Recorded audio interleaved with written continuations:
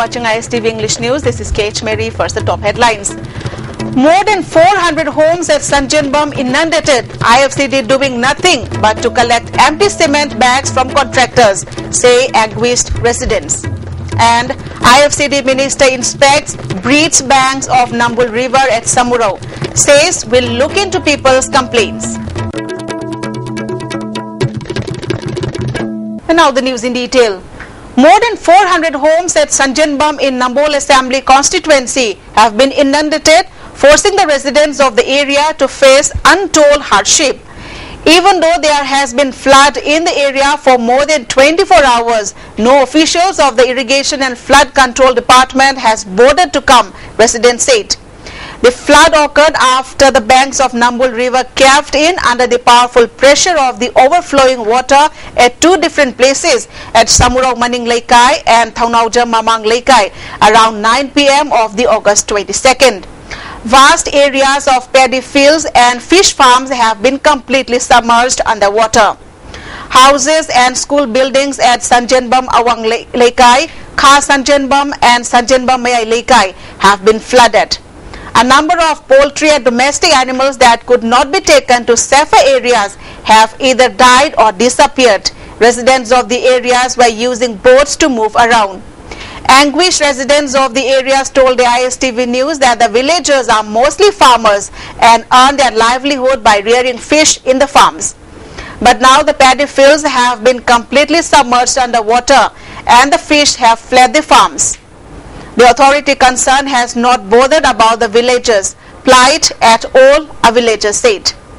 Another person said there is no point in keeping the IFCD. It is doing nothing but do collect empty cement bags from the contractors, he said. Bora cement bora khomja laga.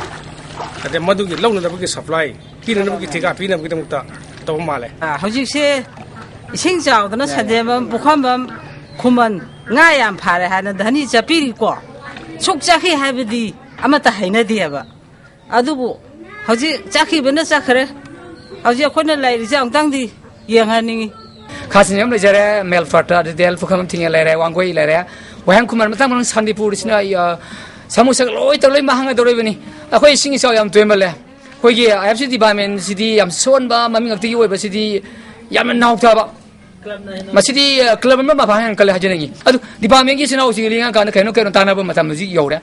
Del aman haji kansa mi se bugla ga si ngabai yai. Yam toi toi sigi problems di infal to del nabundure na very serious sai maring wa da yam toyen to ne sahi kang na dum kai begi mam tak vi sei da di mi soi basti me am ji high country. Lo singi farm gi ta lo pori kan sia lo sem doi ba. Del nga kya no bisde photona ba khoina photok se khoi gi imalai ba ki woro lekai woro sidi photok ya mina saga do mi thak de ni ngari mi yam ai ba sa ma se ko de sidi de sigi income me am ji la kya no se mang ga tuje ma sai da su sarkar kai lagi mi khra ta hangi. And now some national and international news. Two states have come forward to offer land in response to the centre's proposal for setting up a film institute in the northeastern region to tap the cinematic talents of the youth. Manipur and Meghalaya have expressed their interest in extending land for the initiative. Minister of State for Information and Broadcasting, Prakash Javadekar, said that his ministry officials would visit the two states and a judicious decision would be taken in this regard. Mr. Javadekar said a film institute in the northeast will give a fillip to the local youth to pursue filmmaking. Presently, the Satyajit Ray Film and Television Institute at Kolkata provides a platform for students from the region to harness their talents in the domain of filmmaking. As part of the Green Initiative and also to cut cost, the Finance Ministry has asked government departments to curb use of paper and promote electronic communication. Issuing a set of instructions to check injudicious use of paper, the ministry has directed that all the policy instructions, guidelines and orders should be uploaded on the official websites of the respective departments. In fresh embarrassment to the erstwhile UPA regime, particularly to former Prime Minister Manmohan Singh, former CAG Vinod Rai has claimed that coalition functionaries had deputed politicians to get him leave out names from the audit reports in the Colgate and Commonwealth Games scams. In remarks damning the previous dispensation, He has also claimed that UPF functionaries had roped in even his colleagues in the IAS, to which he belonged before his appointment as CAG, to persuade him to leave out names. In an apparent bid to ease him out, the government has shunted Maharashtra Governor K. Shankara Narayanan to Mizoram after he had refused to quit on a nudge from the Home Secretary. A Rashtrapati Bhavan communique issued late last night said that Shankara Narayanan has been shifted to Mizoram and Gujarat Governor O.P. Kohli has been asked to discharge his duties. A leading RSS ideologue today wanted India to raise its voice against persecution of the Yazidis by ISIS extremists in Iraq and decry the muted response from international community, despite the issue throwing up the fundamental question of survival of a minuscule minority. Director of the Bharatiya Vichara Kendram, P. Parmeshwaran, in a statement here said, it was surprising that the cruelty meted out to Yazidis had not sparked widespread protest. Violating the ceasefire yet again, Pakistani troops targeted at least 25 Border Security Force BSF posts in Jammu and Kashmir last night, forcing the Indian side to retaliate. The firing reportedly began around 10 p.m. and is still on. Pakistani Rangers resorted to unprovoked firing and shelling in Arnia, Arispura and Akhnur sectors.